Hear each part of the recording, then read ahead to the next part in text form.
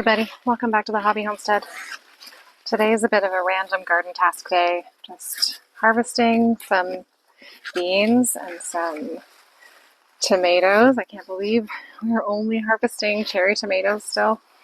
I can't believe it. Usually we've got a beefsteak or two that are ripe by my birthday. Actually, when you're seeing this, my birthday would have been the past weekend, but I'm thankful for the things that we do have coming in. So, a few cherry tomatoes, a few snap peas that I'm not letting go to seed. The sugar snaps are still producing. Peas that I don't love are starting to dry out, and that's fine. I'm going to save them for pea soups. And then I'm going to go through the garden today and just start collecting some things for seed. Also, these are bush beans, and I love growing bush beans because they're fast to produce. I'm picking them a bit on the small side right now because I just want to keep them producing. But bush beans are a great succession crop because they don't take that long. These ones, I can't remember the date when I sowed them, but it can't have been more than 6 weeks ago. It's probably just about 5 or 6 weeks ago that I sowed these seeds. So that's a really quick turnaround. And actually, as soon as my next succession sowing of bush beans, when they're ready to harvest, then I'm going to let these ones go to seed because I need to collect some seed. When you start growing something to save it for seed, you are forfeiting consuming it in its other forms, in its less mature forms.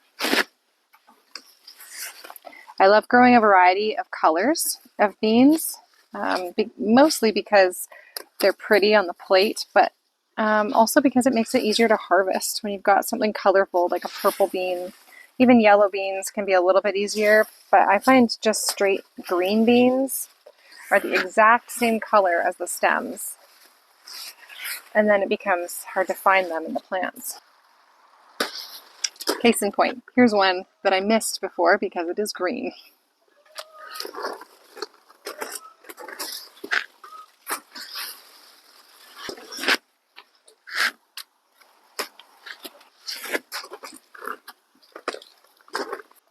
We've been getting a few cucamelons now. These are still on the small side. So cucamelons are one of those where the plant just looks like it's taking forever and nothing's going to happen, and then all of a sudden it just explodes into growth. It's already reached the top of my trellis here.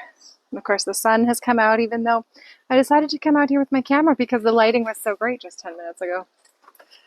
Not anymore. The pole beans are a lot less prolific at first than the bush beans, but they do grow for a lot longer. They keep producing for a lot longer. Pole beans are nice because they're like an indeterminate plant. They'll just keep growing and growing and growing, and you can keep getting more and more beans off of them until frost takes out the plant. Whereas with bush beans, they'll pump out what they can in a few weeks. Sometimes I get a good harvest out of them for like 5 weeks straight, which is a nice bonus, but they just don't keep going for as long as pole beans do. But you get a lot more of a harvest all at once.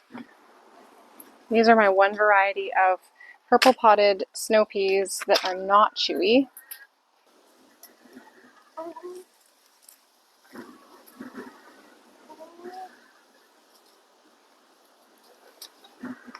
I've still had no summer squash yet, which is absurd. So we've got a male flower on there, and it looks like I might get a female flower soon. And this is patty pan squash. Any sign of female flowers? Nope, so far everything on here is a male flower. It's not going to give me any squash. I do find that often the first flowers that a squash plant produces will be male, and then when it's ready to produce a little bit later, it balances itself out. Those plants are just really slow to get going. Good birdie chicken.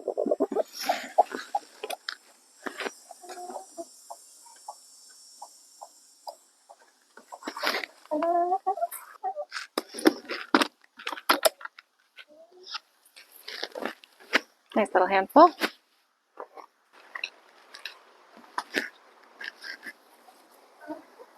These are lemon spice jalapeno peppers, and they are amazing for cowboy candy. So it's like a sweet pickled jalapeno that we love using on, oh my god, everything. Like on pizzas, on tacos, on pulled pork, on just like a cracker with some cream cheese and then topped with the cowboy candy. It's super, super good. So every year I grow a couple of these plants. That's fine. Just to make cowboy candy. I had snips somewhere. This is a cayenne. It's been on the plant a little too long. It's starting to go soft. We are getting some sweet peppers as well, but just enough to keep up with fresh eating. Nothing that we need to worry about preserving yet. These are not jalapenos, so they are a jalapeno without the heat. Kind of fun.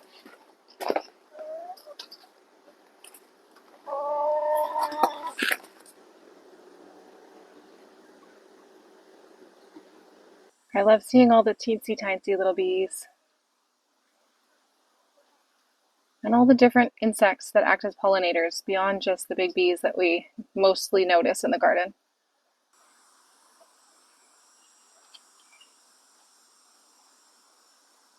Like this ant is just rummaging around inside this borage flower.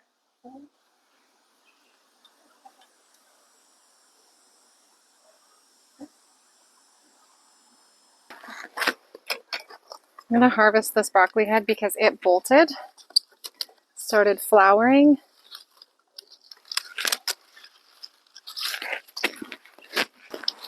There's a broccoli flower. This should have been a head, but instead it decided to just flower right away. So it grew, instead of a tight little cluster at the top here into a crown, it grew into a bunch of individual little florets. Still edible. Still going to eat this. There's also a kohlrabi on here. A couple brassicas. So I'll pull this out.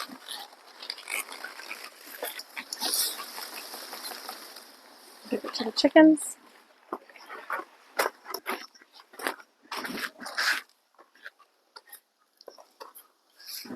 Got a few cucumbers coming on under here. Haven't yet harvested any that are the right size for eating, but it'll happen. These are a parthenocarpic variety, so they don't need pollinating. These ones, however, are not. I have them under row cover to protect them from the cucumber beetles, but that means that they're probably going to need to be hand pollinated, which is really annoying with cucumber plants. So at some point I think I need to open these up and let the pollinators at them. If they don't get pollinated, then you'll start noticing the little baby cucumbers like this. It'll abort them. They'll just fall off. They'll sort of shrivel up at one end, be kind of yellowed, and then they'll fall off when they're tiny like that. So I'm keeping an eye on it. I mean, we did just have a bumblebee in here. Every now and then I have to release some other kind of beneficial insect from the netting, so clearly some of them are getting in. And this mottling pattern on these leaves is worrying me. I have not seen any cucumber beetles in here, but This is like early signs of cucumber mosaic virus, which has haunted my cucumber growing endeavors for 2 years at this place. It's getting a little bit too hot out for me now. I'm going to take this nice little summer harvest into the kitchen and deal with it. And I'm going to come back out later when it's less hot and sunny and talk to you a bit about saving seeds from some of the different flowers that we have in the garden. I'll catch up with you in a bit. I'm back. First thing I want to save some calendula seed. Now, I've put these little bags on top of my seed heads while the flowers were just starting to dry up. I put this little bag on and it's supposed to catch the seeds so that they don't get lost. Calendula seeds are just such a cool shaped seed. So because those are nice and dried now, it's time to save them. I have these little envelopes and I write the seed type, the variety, this is Resina, the date collected, it's July, I don't know, 23rd, 24th, something like that. I never know what date it is anymore. Put them in here.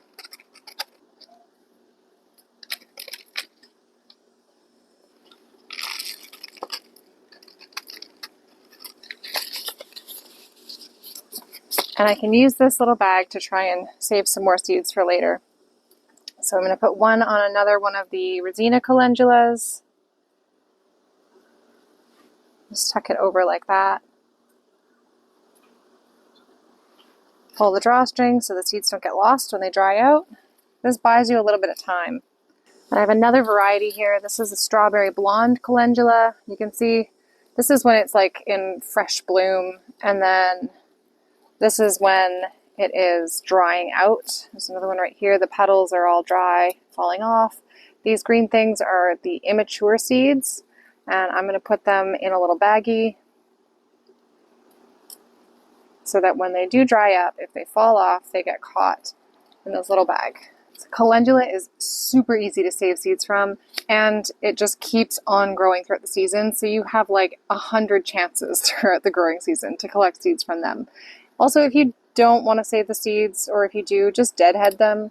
By pulling the old flowers off, you're encouraging new growth. So I'm going to leave a couple of seed heads or flowers to actually produce mature seed, dried seed for me, and the rest I'm going to deadhead, and that will keep them blooming for longer. Poppies are a really easy one. This is a bread seed rattle poppy. And when the flower petals fall off, this just becomes engorged and it eventually becomes really hard, dry, and it's got your seeds in it. You don't even need to put these in a seed packet if you don't want, because it's obvious this is a poppy and it stores well like that. However, I did come up with this hack this year that I think is genius. So I have some different kinds of poppies. Those cute little bees. This is a double purple poppy. I also have some like double pinks, and then those giant breadseed poppies. And so I used old bread tags that I had laying around. See that? I just popped it over the stem while the flower's in bloom. It's a double purple. So then at the end of all the blooms, when all you're left with are these seed pods, you know what's what. I'm also growing mallow. I should say my daughter's growing it in her garden, and it comes back every year like kind of a weed, and so I don't usually save the seeds for these, but I think I'm going to give them to my friend's seed library this year. And after they flower, just an example of the flowers. These are their flowers. When they're done flowering, they form their little seed pods that will then turn brown, shrivel up like this. And on the inside of the seed pod are a few little seeds. Make sure you can see it. I'm going to throw these little seeds into a packet, label them, and then I can at least donate them, since they always volunteer in my garden anyway, so I don't need to be intentionally saving seeds and sowing them.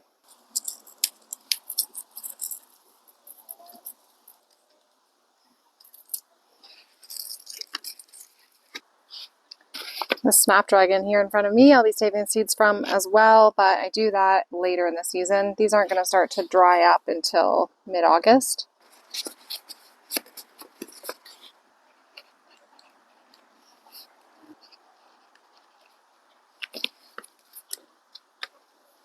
There's something else in here that I really want to save seeds from. when the time is right. And that is the sunflower. This is a hybrid. So there's no guarantee it's going to look like this if I save the seeds from it, but I'm watching it closely. I'm going to give it a shot anyway. And it is not mature. You can tell there's no hard sunflower seeds in here yet. Like, it's pretty obvious to know when a sunflower seed is ready because it looks like the sunflower seeds that we know and love, you know, like black shelled usually, or sometimes gray and white striped. But this is where the seed is at right now. Over here though, these are the lemon queen sunflowers. And there's one that I think might be ready to save seed from. That is this one. It could go a little longer, but you see when you start scraping the flowers off and it reveals dark little seeds, underneath those are the sunflower seeds. So it's almost ready. I'd like to see it go just a little bit more like yellowy brown before I take all those seeds out. I want to make sure that they're viable. Have a look at these grapes. There's lots and lots of bunches on it. I mean, we usually get lots of bunches on it, but by the time they ripen, the birds and the other critters have eaten their fair share of them.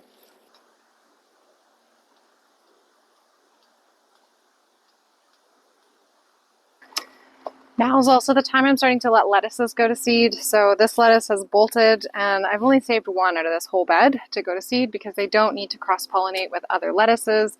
They don't need a pollinizer. They just are self-fertile. They'll produce their own viable seeds with one plant.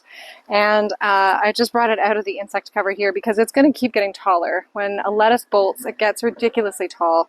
And then these are all going to open up into their own blossoms. And the seeds are also very easy to collect from these. You can see them as they start to turn brown and dry, and you can just put them in a dish. But I can show a video on that later once this has actually gone to seed and dried off.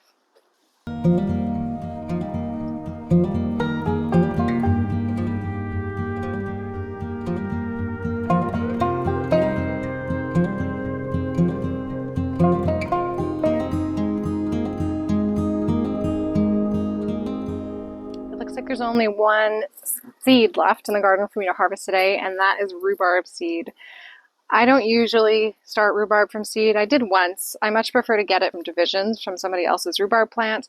But the rhubarb that I started from seed when I first moved here 4 years ago is finally doing pretty well. It's finally nice and lush and large, but it did flower this year. And so I left the flowers on the stalks until the flower petals all fell back and revealed the seeds, and then the seeds dried. These are the fresh flowers, by the way, and then they turn into these seeds. They're super, super, super easy to collect. Ta-da! Handful of fresh seed. So rhubarb seed is also something I might just keep to donate in case anybody wants to try growing it from seed. This one at least I know the variety of because I did grow this from seed to start with. All right, the sun drove me out of the garden again. I actually didn't save that many seeds today. It's pretty early though, mid-July. I'm really only expecting to save things like calendula seeds.